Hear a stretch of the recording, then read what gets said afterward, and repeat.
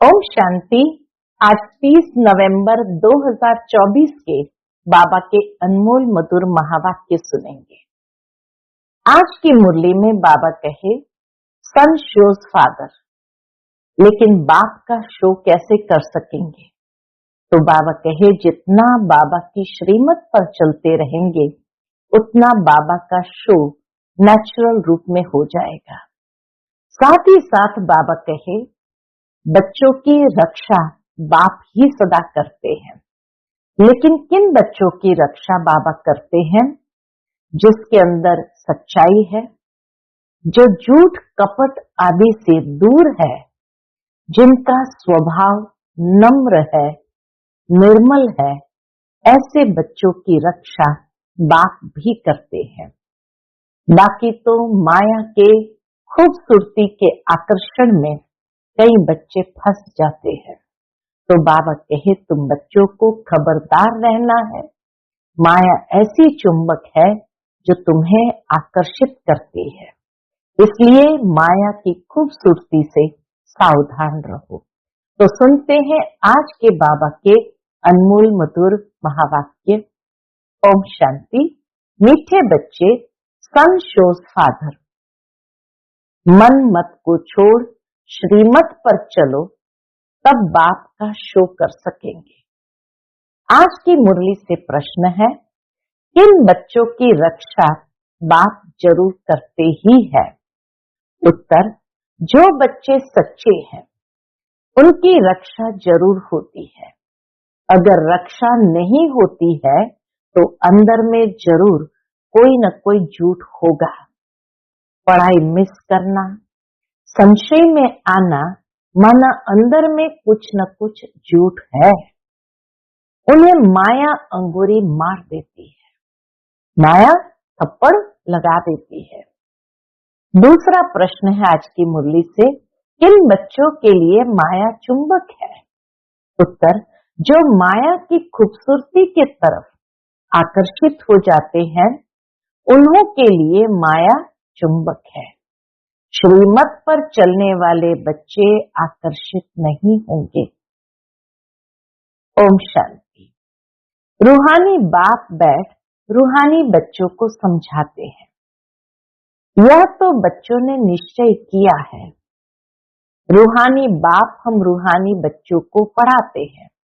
बाबा कहे, ये निश्चय बच्चों ने किया है, जिसके लिए ही गायन है, आत्माएं परमात्मा अलग रहे बहुकाल, सुंदर मेला तब लगा जब सतगुरु मिला दलाल। मूल वतन में अलग नहीं रहते हैं, वहां तो सब एकदम नजदीक रहते हैं, वहां तो सब इकट्ठे रहते हैं। अलग रहते हैं तो जरूर आत्माएं वहां से बिछुड़ती है, आकर के अपना अपना पाठ बजाती है। सतो प्रधान से उतरते उतरते तमो प्रधान बनती है। बुलाते हैं, पतित पावन आकर हमको पावन बनाओ। बाप भी कहते हैं, हम हर 5000 वर्ष के बाद आते हैं। ये सृष्टि का चक्र ही 5000 वर्ष का है। आगे तुम ये नहीं जानते थे। शिव बाबा समझाते हैं तो जरूर कोई तन द्वारा समझाएंगे। ऊपर से कोई आवाज तो नहीं करते हैं, आकाशवाणी तो नहीं करते हैं। शक्ति व प्रेरणा आदि की कोई बात नहीं। तुम आत्मा शरीर में आकर वार्तालाप करती हो। वैसे बाप भी कहते हैं, मैं भी शरीर द्वारा डायरेक्शन देता हूं। फिर उस पर जो जितना चलते हैं अपना ही कल्याण करते हैं। श्रीमत पर चले व न चले, टीचर का सुने व न सुने, अपने लिए ही कल्याण व अकल्याण करते हैं।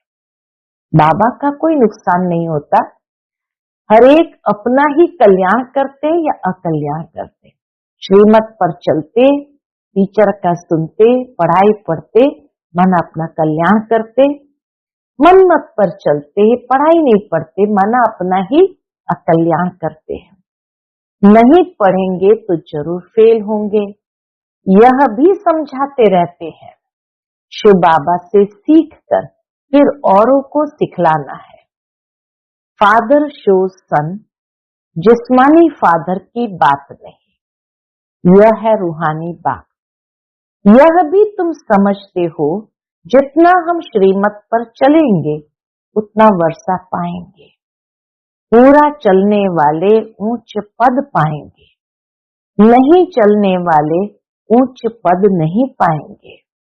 बाप तो कहते हैं, मुझे याद करो तो तुम्हारे पाप कट जाए। रावण राज्य में तुम्हारे पर पाप तो बहुत चढ़े हुए। बाबा कहे, रावण राज्य में तुम्हारे पर पाप तो बहुत चढ़े हुए हैं। विकार में जाने से ही पाप आत्मा बनते हैं। पुण्य आत्मा और पाप आत्मा जरूर होते हैं। पुण्य आत्मा के आगे पाप आत्माएं जाकर माथा टेकती है।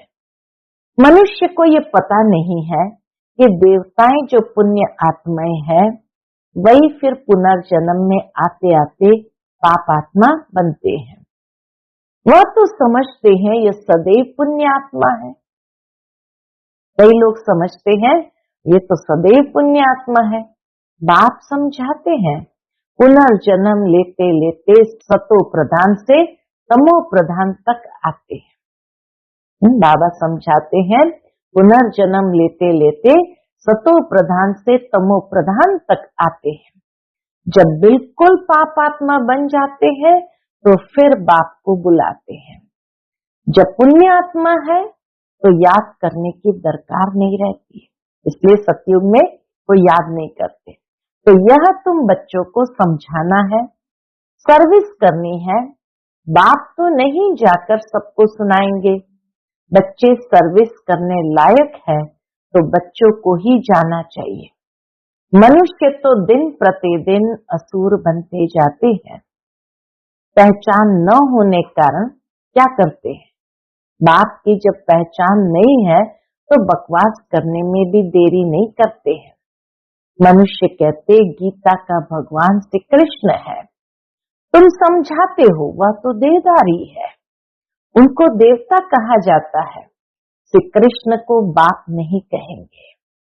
यह तो सब फादर को याद करते हैं ना, सब देवताएं भी परमात्मा को याद करते हैं ना।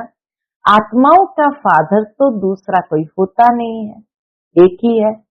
यह प्रजापिता ब्रह्मा भी कहते हैं, निराकार फादर को याद करना है।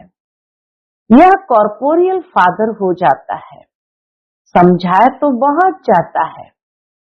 कई पूरा न समझकर उल्टा रास्ता ले जंगल में जाकर पड़ते हैं। बाप तो रास्ता बताते हैं स्वर्ग में जाने का, फिर भी जंगल तरफ चले जाते हैं। बाप समझाते हैं, तुमको जंगल तरफ ले जाने वाला है कौन? रावण। तुम माया से हार खाते हो, रास्ता भूल जाते हो तो फिर उस जंगल के कांटे बन जाते हैं। जंगल में भटकते भटकते रास्ता ही भूल गए तो एकदम कांटे बन जाते हो। वह फिर स्वर्ग में देरी से आएंगे। यहाँ तुम आए ही हो, इसलिए बाबा कहे यहाँ तुम आए ही हो स्वर्ग में जाने का पुरुषार्थ करने। त्रेता को भी स्वर्ग नहीं कहेंगे, 25% कम हुआ ना। तुम यहाँ आए ही हो पुरानी दुनिया छोड़ नई दुनिया में जाने।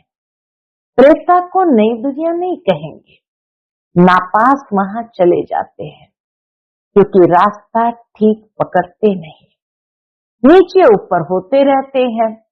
तुम महसूस करते हो, क्या महसूस करते हो? जो याद होनी चाहिए वह नहीं रहती है। स्वर्गवासी जो बनते हैं उनको कहेंगे अच्छे पास, त्रेता वाले नापास गिने जाते हैं। तुम नरकवासी से स्वर्गवासी बनते हो, नहीं तो फिर नापास कहा जाता है। उस पढ़ाई में तो फिर दोबारा पढ़ते हैं, इसमें दूसरा वर्ष पढ़ने की तो बात ही नहीं, रिपीट करने की बात ही नहीं। जन्म जन्मांतर कल्प कल्पांतर वही इम्तिहान पास करते हैं। जो कल्प पहले किया है। इस ड्रामा के राज को अच्छी रीति समझना चाहिए। कई समझते हैं हम चल नहीं सकते हैं, बुरा है तो उनका हाथ से पकड़कर चलाओ तो चलेंगे। बाबा कहे कोई बुरा है तो उनको हाथ से पकड़कर चलाओ तो चलेंगे, नहीं तो गिर पड़ेंगे।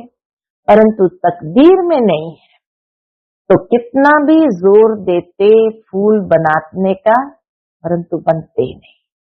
बाबा कहे तकदीर में अगर नहीं है तो कितना भी जोर देते फूल बनाने का, परंतु बनते ही नहीं है। अक भी फूल होता है, ये कांटे तो चुभते हैं। फिर भी अक का फूल होता है, लेकिन बाबा कहे जब एकदम कांटे बन जाते तो जरूर चुभता है, दूसरों को दुख देता है। बाप कितना समझाते हैं। कल तुम जिस शिव की पूजा करते थे वह आज तुमको पढ़ा रहे हैं।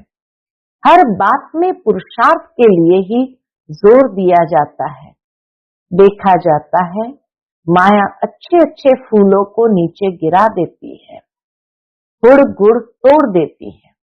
हड़ गुड़ माना हड्डियां टूट जाती है, हड़ गुड़ तोड़ देती है, जिसको फिर ट्रेटर कहा जाता है, जो एक राजधानी छोड़ दूसरे में चला जाता है, उनको ट्रेटर कहा जाता है। बाप भी कहते हैं मेरे बनकर फिर माया का बन जाते हैं तो उनको भी ट्रेटर कहा जाता है। उनकी चलन ही ऐसी हो जाती है। अब बाप माया से छुड़ाने आए हैं, बच्चे कहते हैं माया बड़ी दुस्तर है, अपनी तरफ बहुत खींच लेती है। महसूस भी करते कई बच्चे कि माया हमें अपनी तरफ खींच लेती है। माया जैसे चुंबक है, इस समय चुंबक का रूप धरती है। कितनी खूबसूरती दुनिया में बढ़ गई है, आकर्षण दुनिया में बढ़ गया है। आगे ये बाइस्कोप आदि थोड़ी थे, ये सब 100 वर्ष में निकले हैं। बाबा तो अनुभवी है ना, तो बच्चों को इस ड्रामा के गुह्य राज को अच्छी रीति समझना चाहिए। हर एक बात एक्यूरेट नूंदी हुई है। 100 वर्ष में ये जैसे बहिष्ठ बन गया है। 100 वर्ष के अंदर विज्ञान के कारण इतनी प्रगति हो गई, जो बाबा कहे जैसे कि बहिष्ठ बन गया है। ऑपोजिशन के लिए बाबा आते तो उसके ऑपोजिशन के लिए जैसे दुनिया को ही माया बहिष्ठ बना देती है। तो समझा जाता है अब स्वर्ग और ही जल्दी होना है। साइंस भी बहुत काम में आती है, ये तो बहुत सुख देने वाली भी है ना। वह सुख स्थायी हो जाए, उसके लिए इस पुरानी दुनिया का विनाश भी होना है। सतयुग के सुख है ही भारत के भाग्य में, सतयुग का सुख भारत के भाग्य में है। वह तो आते ही बाद में है, दूसरे देश तो बाद में आते हैं। जब भक्ति मार्ग शुरू होता है, जब भारतवासी गिरते हैं, तब दूसरे धर्म वाले नंबरवार आते हैं। भारत गिरते गिरते एकदम पट पर आ जाता है, भारत गिरते गिरते एकदम पट पर आ जाता है। फिर चढ़ना है, यहाँ भी चढ़ते हैं फिर गिरते हैं। कितना गिरते हैं बात मत पूछो, कोई को मानते ही नहीं कि बाबा हमको पढ़ाते हैं। अच्छे अच्छे सर्विसेबल जिनकी बाप महिमा करते हैं, वह भी माया के चंबे में आ जाते हैं। कुश्ती होती है ना, माया भी ऐसे लड़ती है, एकदम पूरा गिरा देती है। आगे चल तुम बच्चों को मालूम पड़ता जाएगा, माया एकदम पूरा सुला देती है। फिर भी बाप कहते हैं एक बार ज्ञान सुना है तो स्वर्ग में जरूर आएंगे, बाकी पद तो नहीं पा सकेंगे ना। कल्प पहले जिसने जो पुरुषार्थ किया है, वह पुरुषार्थ करते करते गिरे हैं, ऐसे ही अब भी गिरते और चढ़ते हैं। हार और जीत होती है ना। सारा मदार बच्चों का याद पर है, बच्चों को ये अखुट खजाना मिलता है। वह तो कितना लाखों का दिवाला मारते हैं। दुनिया में तो बाबा कहे कितना लाखों का दिवाला मारते हैं, कोई लाखों का धनवान बनते हैं, सो भी एक जन्म में, दूसरे जन्म में थोड़ी इतना धन रहेगा। कर्म भोग भी बहुत है, वहां स्वर्ग में तो कर्म भोग की बात होती नहीं। इस समय तुम 21 जन्मों के लिए कितना जमा करते हो? जो पूरा पुरुषार्थ करते हैं, पूरा स्वर्ग का वर्षा पाते हैं। बुद्धि में रहना चाहिए, हम बरोबर स्वर्ग का वर्षा पाते हैं। ये ख्याल नहीं करना है कि फिर नीचे गिरेंगे। ये सबसे जास्ती गिरे, अब फिर चढ़ना ही है। बाबा ब्रह्मा बाबा के तरफ भी इशारा करते हुए कहते, ये सबसे जास्ती गिरे, अब फिर चढ़ना ही है। ऑटोमेटिकली पुरुषार्थ भी होता रहता है। बाप समझाते हैं, देखो माया कितनी प्रबल है। बाबा बच्चों को रियलाइज कराते हैं, माया कितनी प्रबल है। मनुष्य में कितना अज्ञान भर गया है। अज्ञान के कारण बाप को भी क्या कह देते हैं? बाप को भी सर्वव्यापी कह देते हैं। भारत कितना फर्स्ट क्लास था। तुम समझते हो हम ऐसे थे, अब फिर बन रहे हैं। इन देवताओं की कितनी महिमा है, परंतु कोई जानते नहीं है, तुम बच्चों के सिवाय। बाबा कहे इन देवताओं की कितनी महिमा है, एक्यूरेट महिमा भी हम बच्चे ही जानते और कोई नहीं जानते। तुम ही जानते हो, बेहद का बाप ज्ञान सागर आकर हमको पढ़ाते हैं, फिर भी माया बहुतों को संशय में ला देती है। झूठ कपट छोड़ते नहीं है। तब बाप कहते सच्चा सच्चा अपना चार्ट लिखो, परंतु देह अभिमान के कारण सच नहीं बताते हैं, तो वह भी विकर्म बन जाता है। सच बताना चाहिए ना, नहीं तो बहुत सजा खानी पड़ती है। गर्भ जेल में भी बहुत सजा मिलती है। कहते हैं तोबा तोबा। गर्भ जेल में क्या करती है आत्मा? तोबा तोबा, हम फिर ऐसा काम नहीं करेंगे।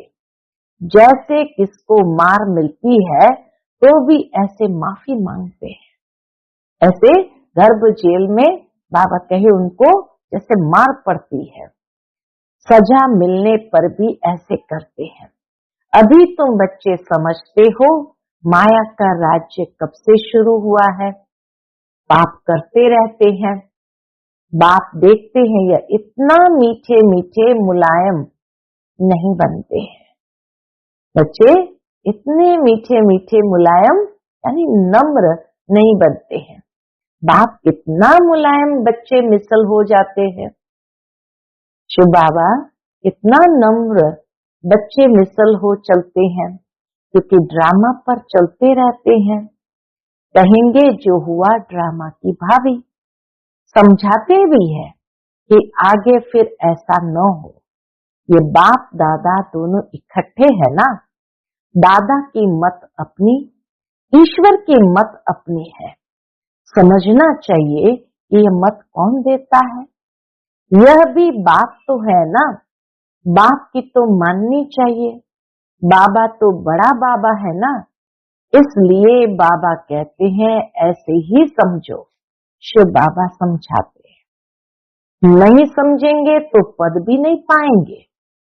बाबा कहते हर घड़ी ये समझो, शिव बाबा ही समझाते हैं, नहीं समझेंगे तो पद भी नहीं पाएंगे। ड्रामा के प्लान अनुसार बाप भी है, दादा भी है। बाप की श्रीमत मिलती है। माया ऐसी है जो महावीर पहलवान से भी कोई न कोई उल्टा काम करा देती है। महावीर पहलवान बच्चों से भी कोई न कोई उल्टा काम करा देती है। समझा जाता है ये बाप की मत पर नहीं है। खुद भी फील करते हैं मैं अपनी आसुरी मत पर हूं, श्रीमत देने वाला आकर उपस्थित हुआ है। उनकी है ईश्वरीय मत। बाप खुद कहते हैं, इनकी अगर कोई ऐसी मत मिल भी गई तो भी उनको मैं ठीक करने वाला बैठा हूं। मान लो ब्रह्मा बाबा से कोई ऐसी मत मिल भी गई तो बाबा कहे, मैं उनको ठीक करने वाला बैठा हूं। फिर भी हमने रथ लिया है ना, हमने रथ लिया तभी इसने गाली खाई है। ब्रह्मा बाबा ने भी कितनी गाली खाई है, नहीं तो कभी गाली नहीं खाई। मेरे कारण कितनी गाली खाते हैं, तो इनकी भी संभाल करनी पड़े। शिव बाबा कहते मुझे इनकी भी संभाल करनी पड़े। बाप रक्षा जरूर करते हैं, जैसे बच्चों की रक्षा बाप करते हैं ना, जितना सच्चाई पर चलते हैं उतनी रक्षा होती है, झूठे की रक्षा नहीं होती। उनकी तो फिर सजा कायम हो जाती है। इसलिए बाप समझाते हैं, माया तो एकदम नाक से पकड़कर खत्म कर देती है। बच्चे खुद फील करते हैं, माया खा लेती है, तो फिर पढ़ाई छोड़ देते हैं। बाप कहते पढ़ाई जरूर पढ़ो। अच्छा, कहाँ किसका दोष है? इसमें जैसा जो करेगा सो भविष्य में पाएगा, क्योंकि अभी दुनिया बदल रही है। माया ऐसे अंगूरी मार देती है जो वह खुशी नहीं रहती। इतना जैसे पटक देती है जो खुशी ही नहीं रहती है। फिर चिल्लाते हैं, बाबा पता नहीं क्या होता है। युद्ध के मैदान में बहुत खबरदार रहते हैं कि कहाँ कोई अंगूरी न मार दे, मिसाइल न मार दे। फिर भी जास्ती ताकत वाले होते हैं तो दूसरे को गिरा देते हैं, फिर दूसरे दिन पर रखते हैं। यह माया की लड़ाई तो अंत तक चलती रहती है, नीचे ऊपर होते रहते हैं। कई बच्चे सच नहीं बताते, इज्जत का बहुत डर है। पता नहीं बाबा क्या कहेंगे। जब तक सच बताया नहीं है, बाबा कहे जब तक सच बताया नहीं है तब तक आगे चल न सके। अंदर में खटकता रहता है, फिर वृद्धि हो जाती है। आप ही सच कभी नहीं बताएंगे।